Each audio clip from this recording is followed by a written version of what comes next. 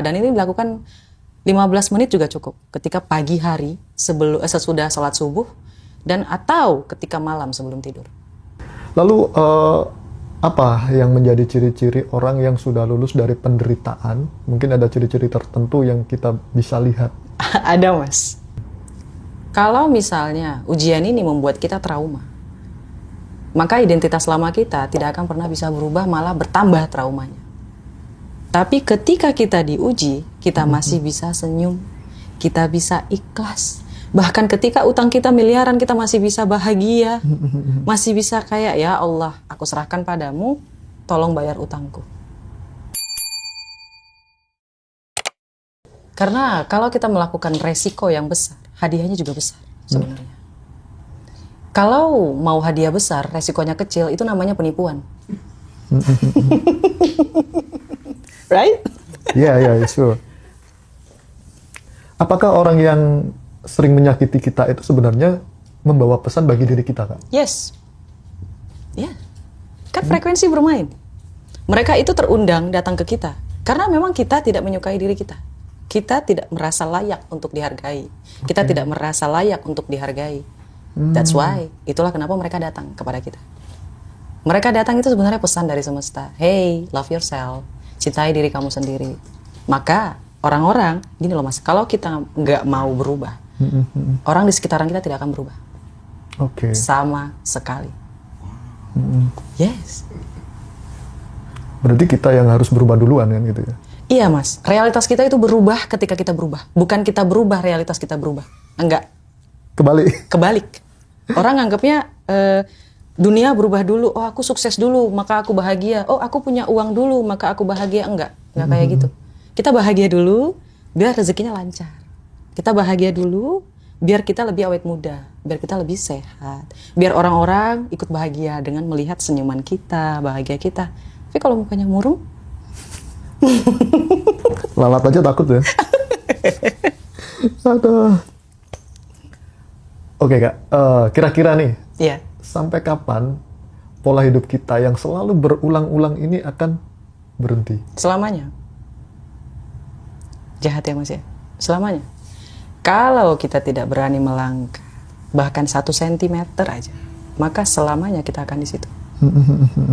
Kalau kita nggak berubah dari umur 30, umur 30 adalah dampak dari umur 20. Umur 40 adalah dampak dari 20 ke 30. Kalau misalnya yang nonton ini umurnya sudah 30 sampai 40 atau 50 dan tidak memilih untuk berubah, maka that's it. Di 60 dia akan menyesal. Tapi kalau umur 60 dia masih mau berubah, maka hidupnya berubah. Tapi ketika umur sudah matang, yang mereka cari bukan lagi harta benda Mas, tapi kenyamanan, kebahagiaan, kayak gitu. Dan ini bisa digunakan. Ketika seseorang melakukan law of mirror Mas, gila itu luar biasa Mas. Bahkan pasangannya, temannya, tetangganya, semuanya itu ikut bahagia ngeliat dia. Oke. Kalau melakukan itu ya dampaknya luar biasa. Berarti kita berguru pada yang sudah berlalu. Yes. Untuk jadi lebih baik, lebih confident, lebih berani untuk menghadapi dan mengambil semua kesempatan yang mungkin kita bisa dapat. Iya. Kalau misalnya masih sedikit bingung, bisa ditulis di dalam kertas. Ini saran aku kalau misalnya teman-teman yang ada di luaran sana mau belajar tentang law of mirror, teman bisa ambil kertas. Apa yang paling dominan di dalam pikiran kita? Apa yang sering kita alami? Mana yang lebih dominan? Apakah kita dominan gagal atau sukses? Bagaimana kisah percintaan kita? Lebih sering ditinggalkah, dikhianatikah, diselingkuhikah? Bagaimana pertemanan kita? Apakah kita berada di lingkungan toksik atau tidak? Itu bisa dilihat. Kalau misalnya lingkungannya toksik, terus sering ditinggalkan selingkuh, terus keluarga nggak baik, terus rezekinya seret, coba lihat, look at yourself, lihat dirimu sendiri, berarti ada yang salah di situ.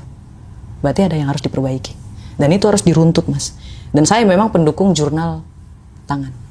Saya tidak mendukung jurnal untuk tulis di HP atau di tablet.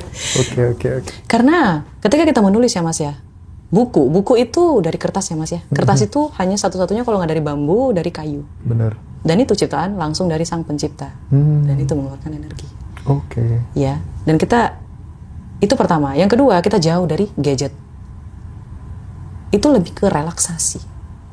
Ketika kita menjauhkan gadget sebentar, kita fokus untuk menulis, hanya kita dan diri kita, ini lebih kayak me time. Waktu untuk diri kita sendiri tuh kita nulis, tenang, hampa, dan ini dilakukan 15 menit juga cukup. Ketika pagi hari, sesudah sholat subuh, dan atau ketika malam sebelum tidur. Mungkin awal-awal para penonton nulisnya mungkin tentang keluh kesah gitu ya Mas ya. Tapi perlahan, lama-lama kelamaan mereka akan menulis apa yang mereka inginkan. Bukan keluh kesah lagi ya? Enggak. Karena ada unsur yang natural tadi. Karena udah lepas. Di jurnalnya udah lepas Mas. Oke. Udah tenang. Nah ketika tenang dia mulai berpikir, enak kali ya pulpennya belinya yang mahal. Enak kali ya bukunya yang mahal. Enak kali ya AC-nya yang lebih ini biar enak gitu, nyaman nulis gitu loh Mas. Jadi kayak secara natural kayak naik kayak gitu. Oke. Kita kan dari tadi bicara sesuatu yang sudah berlalu atau guru masa lalu. Nah sekarang yang jadi pertanyaan, antara musuh dan guru lebih jujur mana? Musuh. Musuh dan guru lebih jujur mana? Lebih jujur musuh. Baik. Musuh ini yang mana dulu nih Mas? Trauma? Kalau trauma, yes, Mas bisa lihat dari bagaimana respon orang lain. Sebenarnya bagaimana diri kita di dalam ini bisa kita lihat dari bagaimana kita direspon sama orang lain. Kalau orang lain bahagia ketika ngeliat kita, berarti kita orang yang sudah berdamai sama dirinya sendiri Mas. Orang tua kita ngeliat kita tuh bahagia, senang. Ketika kolega kita melihat kita tuh bahagia gitu loh Mas. Pasangan kita ngeliat kita tuh bahagia gitu. Itu sudah mencerminkan siapa kita. Dan sebenarnya ya Mas ya, kalau misalnya kita negatif, mereka ini itu bakalan memperlihatkan yang jujurnya. Kayak gitu. Situasi, kondisi, atau hal, atau peran orang lain, respon orang lain terhadap kita. Itu guru dan musuh di saat yang bersamaan. Lalu dengan kita bicara lanjut nih, masalah orang kan banyak yang berkata saya ini menderita. Jadi dari kecil kita diajarin untuk jauh dari penderitaan. Tapi sebaliknya, penderitaan yang lebih dekat dengan kita, kok bisa seperti itu? Iya, karena kan identitas lamanya bilang aku ini menderita, aku terlahir miskin. Sudah keluar-keluar dulu. Iya. Dan direspon gitu. Mungkin seperti itu. Yes, dan nervous systemnya itu nggak suka kalau dia kaya. Mas, otak kita itu adalah sahabat kita. Dia akan melakukan apapun agar kita merasa nyaman. Dia menganggap apa yang sudah selama ini kita alami dan kita merasa nyaman, itu adalah hal yang membuat kita nyaman. Mereka nggak peduli itu buruk atau baik. Nggak peduli. Yang penting nyaman. Yang penting nyaman. Meskipun itu tidak nyaman bagi misal pasangannya. Yes. Yang penting kita lakukan, yang penting kita nyaman. Otak kita yang menganggap nyaman, Man. Sebenarnya kita nggak nyaman. Tadi, seperti awal saya katakan, mereka terbiasa lalu nyaman. Ada dua orang yang berbeda, Mas. Mereka terbiasa lalu nyaman atau nyaman dulu baru terbiasa. Kalau saya mulai melangkah dari nyaman dulu baru terbiasa. Saya melatih diri saya untuk nyaman berkata kepada diri saya cantik. Saya pintar. Saya bisa, saya hebat, saya sukses. Setiap hari. Meskipun kala itu saya masih Gojek. Nggak peduli. Terus kalau sudah seperti demikian, apa bedanya dengan keakuan? Keakuan? Keangkuhan? Keakuan? Keakuan itu itu orang yang apa ya, yang merasa lebih kan, oh ini loh aku, oh ini loh aku. Itu apa bedanya? Berbeda, Mas. Kalau misalnya keakuan. Gini, kalau misalnya seseorang merasa keakuan dan dia tidak merugikan orang lain, it's okay aja. It's okay ya? It's okay. Nggak ada yang salah di situ. Bahkan teman aku, Mas percaya nggak? Ini aku bawain teman aku salah satu contoh ya. Semenjak SMP dia selalu bilang, saya akan menikah dengan bule. Saya akan menikah dengan bule. Saya akan menikah dengan bule. Serius, dia menikah dengan bule. Orang kaya pula. Oke. Selalu, Mas. Dan Mas tahu yang paling luar biasanya apa lagi? Kalau orang bilang, itu namanya angkuh. Yes, dia angkuh.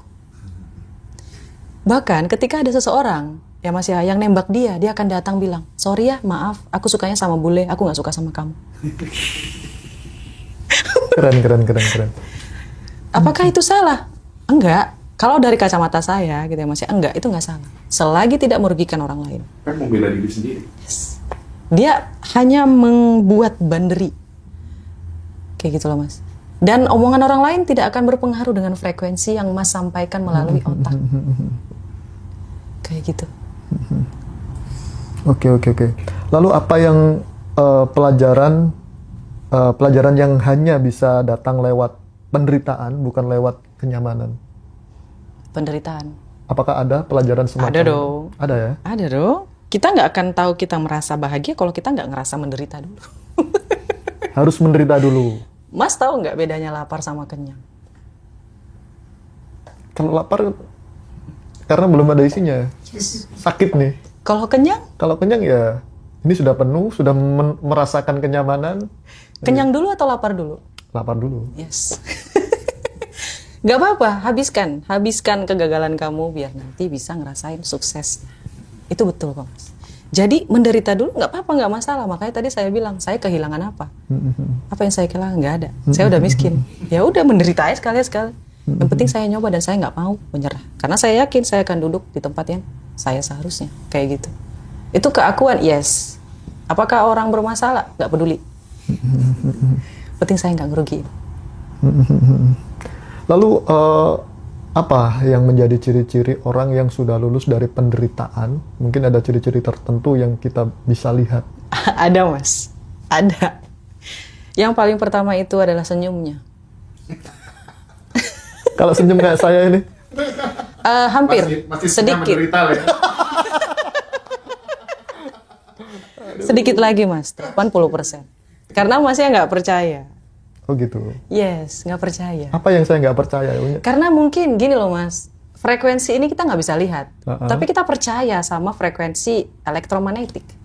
Kita percaya soal wifi, internet, tapi kita nggak percaya frekuensi. Kenapa? Karena kita nggak bisa lihat. Oke. Padahal kita dikasih router loh Mas. Ya. Wifi itu memang kita bisa lihat ya. Ya, wifi ada routernya. Kita routernya mana? Otak. Dan itu kita nggak bisa lihat dengan mata, Mas. Mas bisa lihat energi itu dari pertama, perkataan orang lain, tindakan orang lain, pembawaan orang lain, dan keputusan. Bagaimana cara dia mengambil keputusan.